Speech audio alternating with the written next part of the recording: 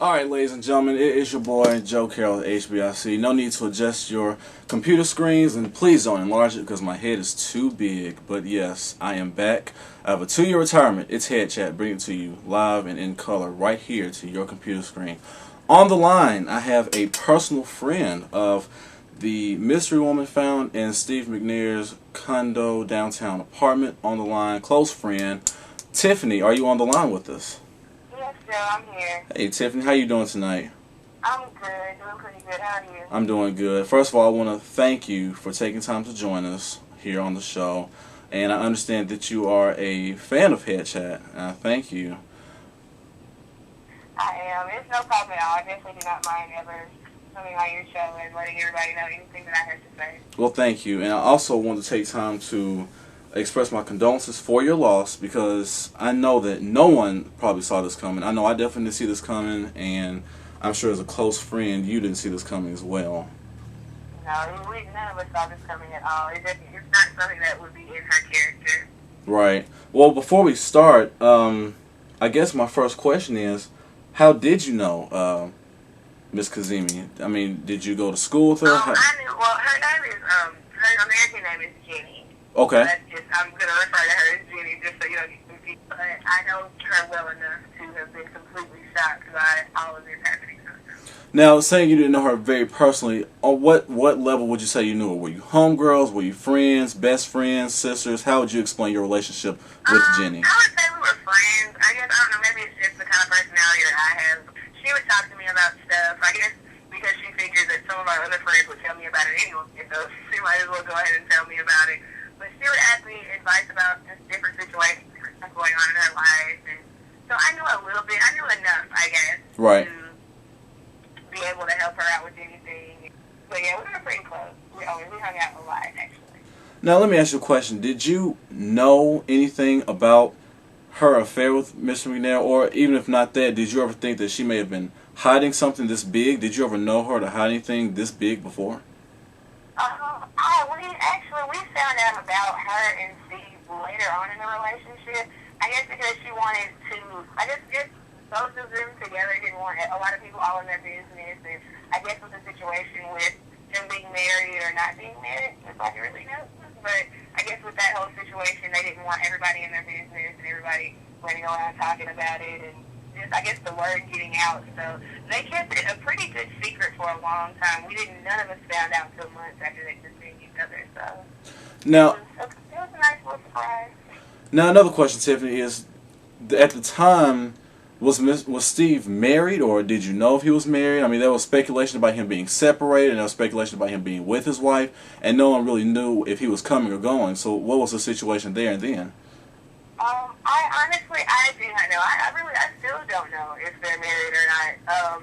From what I knew then, she had told us that he was divorced and that she had seen the papers and everything. So I was under the impression that they were divorced. I know in the media I had heard that they had been separated. This was a while ago, even before him and her got together. So I didn't really know the status of his and his wife's relationship, or him and his ex-wife, or whatever. I mean. Well, from there, let me ask you this. Like, when you first heard about Steve McNair's death, what was the first thing that came to your mind? My honest first reaction was that I didn't want to be the one that has to call her and tell her that her boyfriend was dead. After I did call her, like, as soon as I found out about it, and she didn't answer. My immediate reaction after that was just I panicked for a while. I started calling our friends and all of our mutual friends that we had, and just trying to find out something. And we all just had to wait and find out through the news. That was our only outlet. So let me ask you a question. The day that it happened, or the night that it happened, had you talked to her that day or night, or when was the last time you had spoken to her prior to this?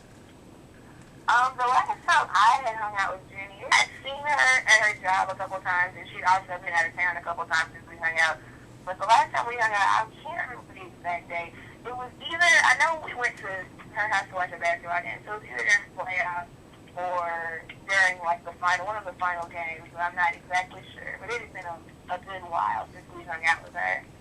Did you know, like, of any problems that her and Steve might have been having, like, behind closed doors? Did she ever come to you and talk to you about the problems that her and Steve were having after she came out to you about the relationship? Not any problems. Really, the only negative thing that she ever talked to me about was the possibility that he had been seeing somebody else. And this is another reason why I really was leaning on her. I was on her side with the whole him being divorced thing, because she was seriously considering, like, wondering if he was seeing anybody else or if he was cheating on her. And, I mean, I don't see that as a characteristic of someone that knows they're a woman on the side. They're gonna want to investigate and find out if whoever they're seeing is cheating on them when they already know that they are. Well, okay, let me ask you this. About a week or two before this happened, they were pulled over and Jenni was arrested on DUI charges. Had you spoken to her about that situation, or had anybody talked to you about that before? I had heard about it, but of course, just, how you don't always believe everything you hear. Right. So I hadn't heard it from her, and she hadn't told any of us about it, so I didn't know if it really happened or not. But I heard about it, and I just kind of brushed it off, thinking it probably didn't happen, or it was probably just people being nosy or being jealous or whatever. So I didn't even take it into consideration when people told me about it. Well, let me ask you this: the night in question, what do you think, in just your personal opinion, could have happened to have escalated to lead to death? I mean, do you honestly think that she was the one that did this, or do you think there was another person involved? It's hard to say. With all the evidence, it's hard to look at all the evidence and what the police are looking at, we know that the police is looking at, and say that it could be anything other than a murder-suicide. But of course, just knowing her, being close to her, I don't want to think that. So I guess having that hope is what is making me want to believe that it could have possibly been someone else. But honestly, I don't know. Knowing her, I don't think that's anything she would ever do. I was just hearing, when I first heard about it, I just thought that was completely absurd, because I've never seen Jenni do anything remotely crazy other than being out having fun with us and just being young girls. I've never seen Jenni do anything crazy at all, or heard her talk about doing anything crazy for that matter.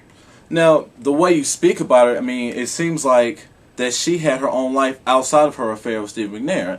And the reason for this interview is because we want people to understand that she was a young woman outside of Steve McNair. She wasn't just some crazy psycho who sat at home thinking about him all day till he got off work.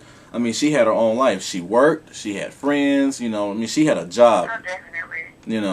And so you said you went out and had fun, and apparently it seems like y'all had a lot of fun, and she just liked to live life. Yes, definitely.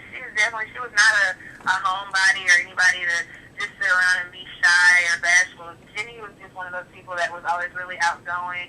She would speak her mind. She'd say whatever she wanted to you, and she was just a really outgoing and fun-loving person. Well, Tiffany, I thank you very much for taking the time out. Do you have anything you'd like to add or like the people out there to know about this? Yes, definitely. I've spoken with a few of Jenni's other friends, and they just had a couple of things that they wanted to say about her. They wouldn't be able to get onto the show and actually talk with you, so they just wanted me to say a couple of things on their behalf. A friend of ours, Lucretia, said that she just wants everyone to know that her heart goes out to all of those that knew and loved Jenni. She's not and never has been the person the media is making her out to be, and she's making it her personal mission to get out there and let everyone know exactly what happened and exactly what kind of person that Jenni is. And she says that she loves and she misses her. And also her friend Courtney just wants everyone to know that Jenni was full of positive energy, always smiling, and loved to have a good time. Loved being around her friends, and I love that girl, Sahel, Jenni. All right, and folks, you hear it there yourself with your own ears live. A personal friend of Jenni, the young woman that was found dead along with Steve McNair, who was found dead on the 4th of July 2009 about 1:35 p.m. And Tiffany, we want to thank you again for taking time out, for coming on the show. Well, not coming on the show, but for joining us here on the show and for giving your personal input and all. And so we thank you so much. And once again, we hope you find some closure in all of this. We know it's going to take some time, but we do hope that you and everyone watching at home who's been emotionally touched by this, we hope that all of you out there can find some closure.